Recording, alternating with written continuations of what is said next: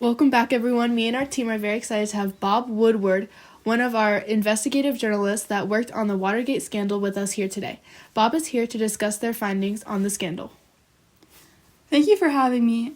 Back when I first started this on paper with Carl, we felt a sense of duty to uncover the truth, no matter what we or how others felt.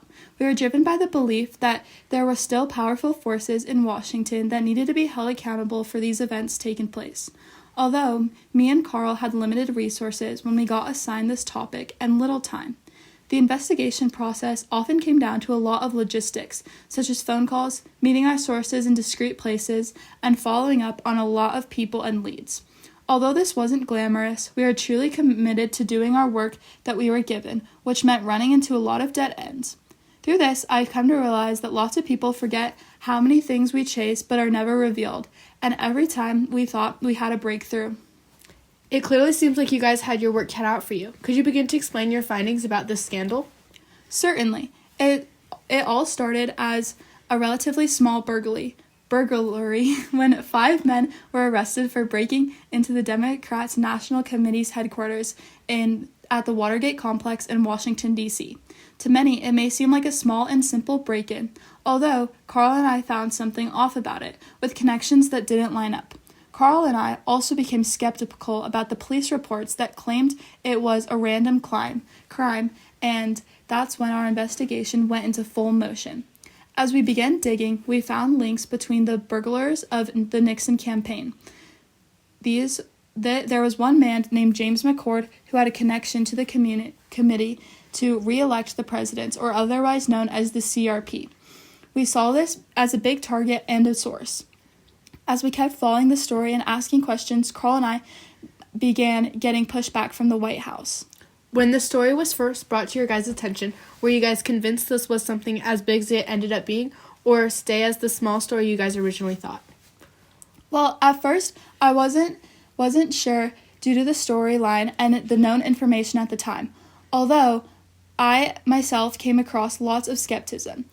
At the Nixon administration is very powerful, and the stakes were very high given the situation we journalists were in. Watergate seemed like it could be a local political scandal, but the idea pushed the truth. And every day, more sources and information came into the picture.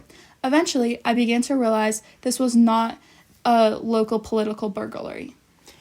What were some of the most critical breakthrough moments of the investigation, and when did you start realizing the massive size of this cover-up? Well, one of the biggest things for me was when Carl and I discovered that the burglars were tied to the Nixon campaign. This was a crucial aspect in writing our story and finding other sources, as all else was able to be tracked back to this campaign. Then we were able to uncover a massive slush fund that was used to fund the break-in and convert operations against the Democrats. But what truly opened our eyes was when we began getting anonymous tips from a source inside the White House. Deep Throat, the source that was later known as Mark Felt, was a crucial part when we pieced together this information. He gave us an insight onto how this conspiracy unfolded. Now, who was Mark Felt? Well, Mark Felt was an American law enforcement officer who worked for the FBI from 1942 to 1973. Along with that, he was a special agent for FBI who eventually rose to deputy director, which is the second highest ranking post in the Bureau. Then, in 2005, at age 91, he revealed that he was Deep Throat in this investigation. Moving on, from what part did the FBI and CIA do in the investigation? Yes, well, we discovered that both agencies played a role in covering up the crime, which is why it felt so important because of his insights working with the FBI.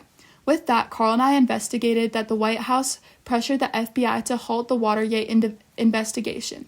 From this, we understood that the scandal was an attempt to subvert democracy.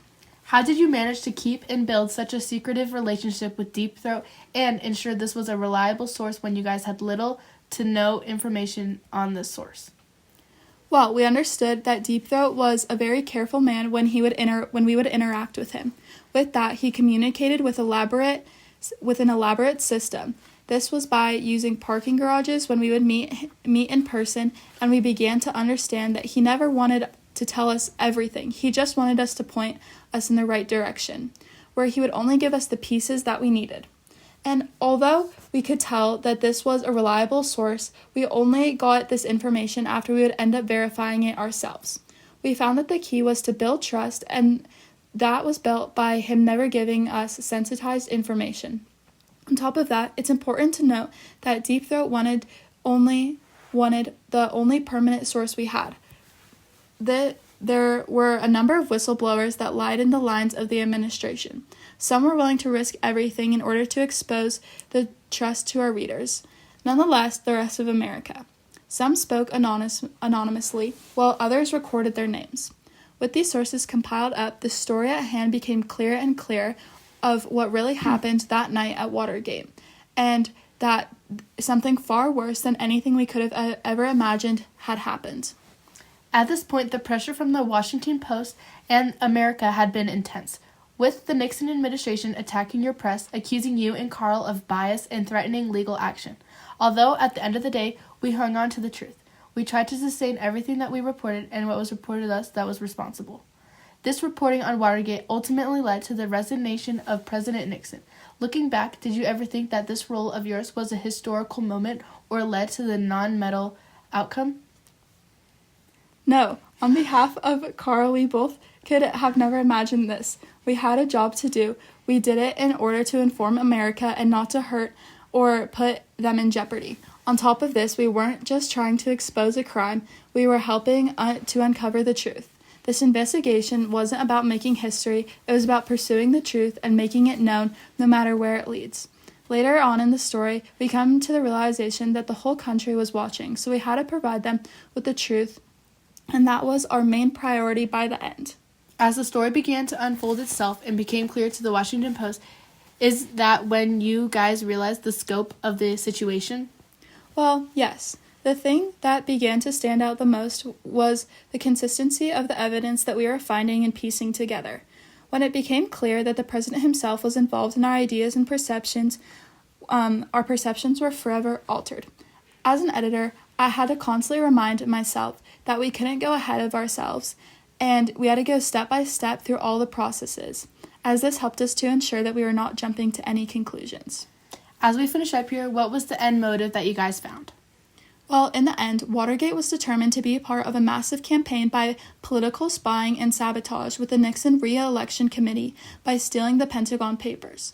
This whole thing was sparked from an unusual piece of duct tape that was covering the lock of a back parking lot door off the Watergate building that was seen by a security guard named Frank Willis when making his rounds.